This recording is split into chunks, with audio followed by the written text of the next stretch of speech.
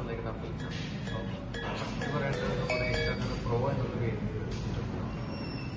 Plus എന്ന് പറഞ്ഞ variant pro എന്നുള്ള വേരിയന്റ്. എന്താണ് ഈ പ്രോ എന്ന് വെച്ച് കഴിഞ്ഞാൽ നമ്മുടെ വീട്ടിലുള്ള ഗാഡി കുത്തുന്നത് മോട്ടറാക്കാൻ ആ ഒരു കുറച്ചുകൂടെ നമുക്ക് റീചാർജ് വന്നിട്ടുണ്ട്. അത് കൂടി കണക്ട് ആയിട്ട് ഇതിന്റെ ബാക്കിൽ എക്സ്റ്റർണൽ പ്രോ എന്നുള്ള ബാഗ് മാത്രമല്ല പിന്നെ അതിൻ്റെ ഉള്ളിൽ കുറേ ഫീച്ചേഴ്സ് ലൈക്ക് നമുക്ക് കുറേ വേരിയൻസ് വന്നിട്ടുണ്ട്. ഒന്ന് സ്മാർട്ട് എന്നുള്ള വേരിയന്റ് ഇൻട്രൊഡ്യൂസ് ചെയ്യും. ഏതൊക്കെ വേരിയന്റ് സ്മാർട്ട് ഉള്ളത് വെച്ചാൽ എസ് എന്നുള്ള വേരിയന്റ്, ഒന്ന് എസ് എസ് എന്നുള്ള വേരിയന്റ്, സ്മാർട്ട് എന്നുള്ള വേരിയന്റ്. എന്താണ് ഈ സ്മാർട്ട് എന്ന് ചില കസ്റ്റമേഴ്സിന് ഇപ്പം പുഷ് ബട്ടൺ എസ് എന്നുള്ള വേരിയന്റിനകത്ത് സ്മാർട്ട് എന്നുള്ള വേരിയന്റ്.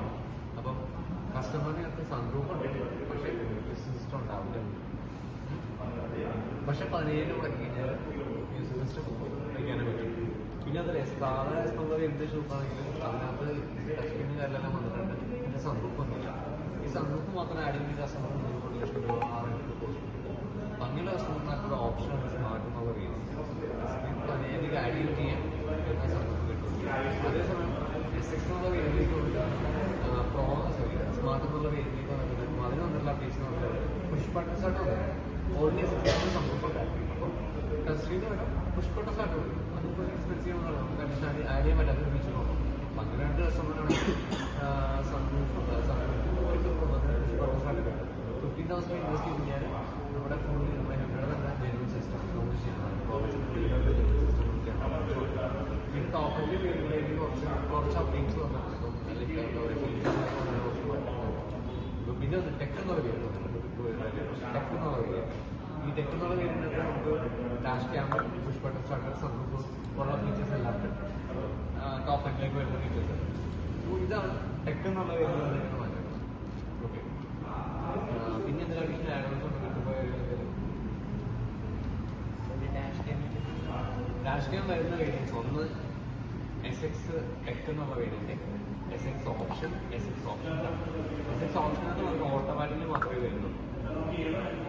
ടെക് എന്നുള്ള ഒരു രണ്ടിനും വരുന്നുണ്ട് ഓട്ടോമാറ്റിക്.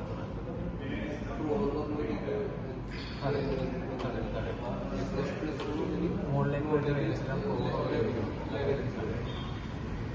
ഓപ്ഷൻ ആവശ്യം വരുന്നുണ്ട്.